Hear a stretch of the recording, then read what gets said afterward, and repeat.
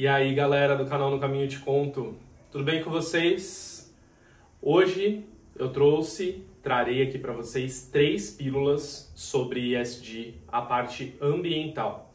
Então a gente vai falar sobre economia circular, transição para a economia de baixo carbono e o greenwashing, que não é apenas relacionado ao ambiental, pode ser também em relação ao social e governance, mas dá para dar uma boa pincelada no assunto, vocês vão entender o que significa esse termo, tá bom? Espera rodar a vinheta e na volta eu conto para vocês.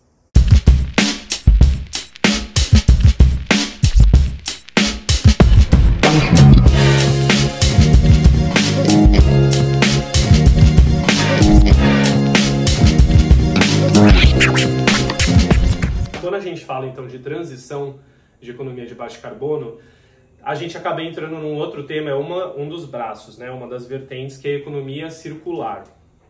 O que é a economia circular? Hoje a gente vive uma economia linear.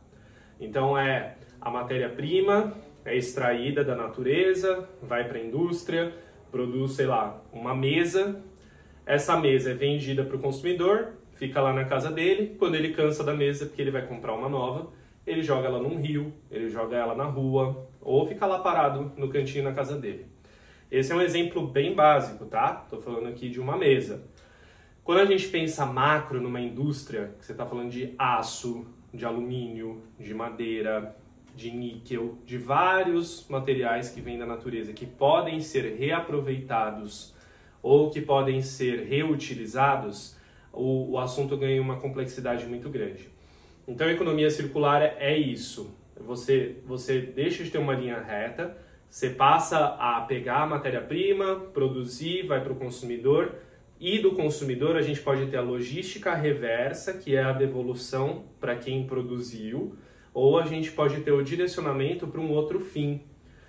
Então, não necessariamente a reciclagem é o melhor caminho, a gente acha que a reciclagem é bom para tudo, né? Mas estudando mais o tema de ESG, a gente vai vendo que o ideal é a reutilização do material ou o direcionamento dele como uma doação, um bazar. Hoje está muito mais na moda e eu espero que cresça muito mais esses bazares populares, essas lojas que revendem roupas, itens domésticos, porque comprar de segunda, de terceira mão é o ideal. Quando a reciclagem ela também tem um impacto na natureza.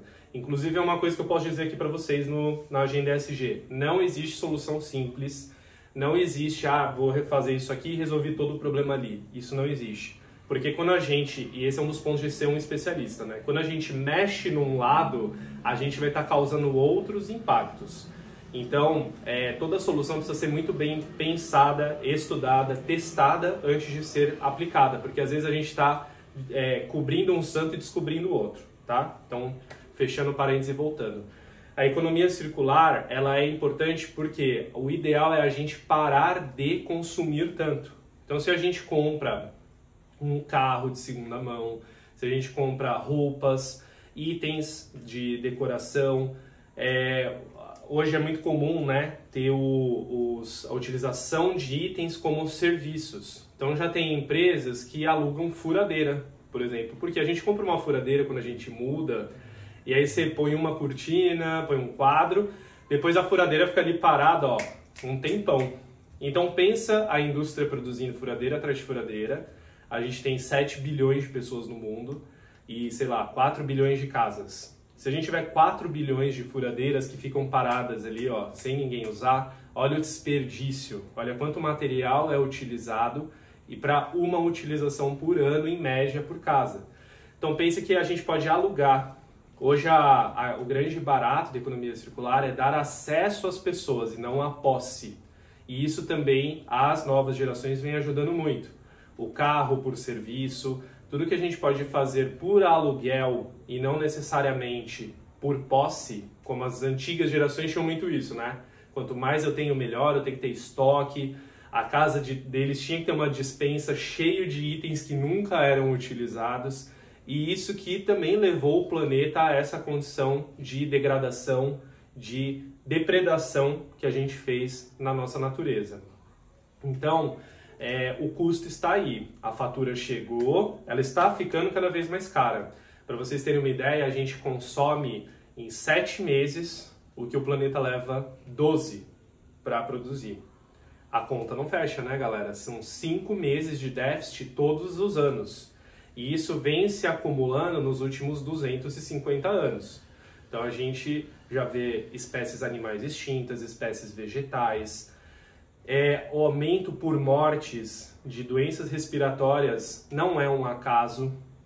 O ar seco, poluído, as doenças respiratórias, que inclusive já vem no DNA dos novos nascidos, não são acasos, são consequências do que o ser humano vem fazendo com o nosso habitat desde a Revolução Industrial especialmente.